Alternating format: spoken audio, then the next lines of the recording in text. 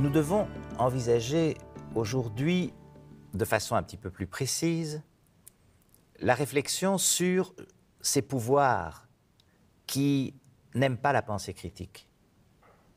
Pourquoi? C'est parce qu'ils n'aiment pas être critiqués, qu'ils veulent imposer une certaine vision du monde qui est la leur ou une certaine orientation pour la société. Alors, il y a bien sûr des problèmes de terminologie. Il n'y a pas d'abord que les églises. Tout à l'heure ou la dernière fois, je vous avais parlé de l'Église qui se prétendait l'intermédiaire entre les hommes et Dieu et les textes sacrés, et qui donc imposait des orientations aux individus par argument d'autorité.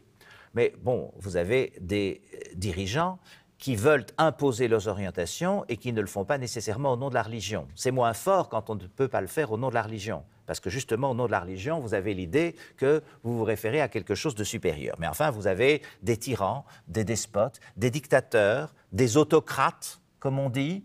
Alors, la terminologie est souvent assez différente. Les tyrans, la notion de tyrannie vient de la Grèce. C'est intéressant parce que les tyrans qui ont exercé leur pouvoir à Athènes au VIe siècle avant notre ère étaient effectivement des tyrans, c'est-à-dire étaient très autoritaires, c'est-à-dire régnaient sans demander le consentement du peuple.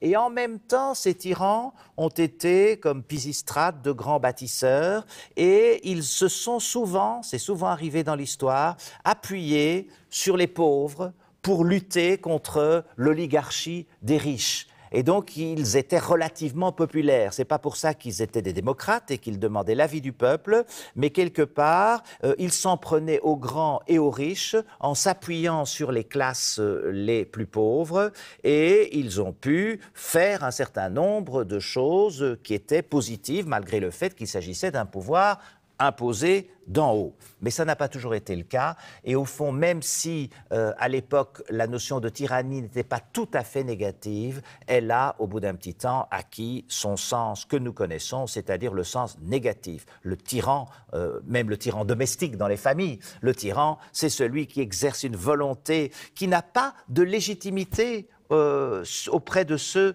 sur qui elle s'exerce. C'est considéré comme le caprice, l'arbitraire de celui qui règne. Le despote, c'est pareil. L'autocrate, il règne, cratès, c'est le pouvoir lui-même, autocrate, et il ne demande pas l'avis de ceux sur qui s'exerce son pouvoir. Alors, malheureusement, ces dictatures, ce n'est pas simplement le passé. Ces tyrannies, ces despotismes, ça existe encore aujourd'hui. Et ce sont les adversaires de la pensée critique, parce qu'encore une fois, dès que vous exercez votre pensée critique, que vous avez du jugement sur les choses, ben vous risquez de choisir des orientations qui ne sont pas les orientations imposées ou que voudrait imposer le tyran.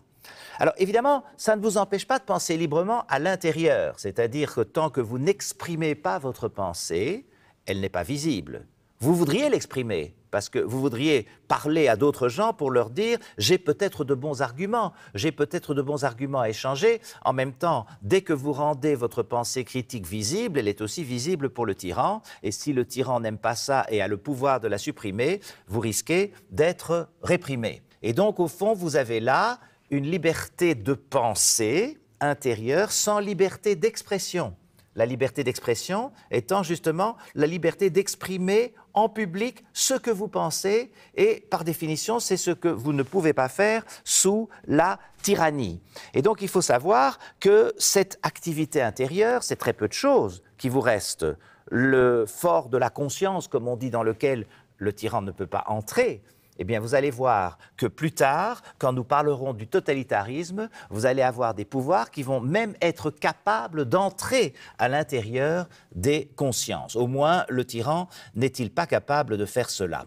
Alors, je vous ai parlé de la Grèce, mais dans toute l'histoire de l'Europe, vous avez eu au Moyen-Âge le pouvoir de l'Église. Vous savez très bien ce que c'était que l'Inquisition, c'est-à-dire très brutalement une façon de réprimer ceux qui ne pensaient pas comme ils devaient penser en fonction du texte sacré tel que l'interprétait l'Église. Et donc, si vous étiez un hérétique, si vous pensiez différemment, si vous étiez d'une autre religion, juif, musulman, si vous étiez athée, c'était encore pire, vous risquiez d'être sauvagement réprimé.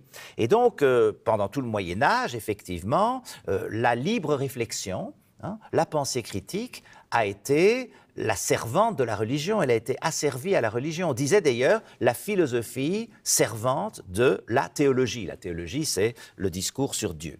Et puis, vous avez eu à l'époque moderne la formation des grands États. Les grands États européens, la France, l'Angleterre, etc., se sont formés à l'époque moderne et pendant tout un temps, ils ont eu des rois qui se disaient de droit divin aussi, c'est-à-dire ils disaient qu'ils étaient investis par Dieu. Et c'est très important parce qu'à ce moment-là, si le monarque est de droit divin, qui êtes-vous de nouveau pour contester son autorité? Puisque son autorité, il ne la tient pas du peuple, il ne veut pas écouter les arguments du peuple, il la tient de Dieu. Et donc, ces monarchies de droit divin ont été fortement contestées. Il y a eu les grandes révolutions, la Révolution française, etc. Ce n'était pas la fin des tyrannies, mais évidemment, au début du XIXe siècle, avec ces grandes révolutions, c'était effectivement le début d'une contestation très forte des tyrannies.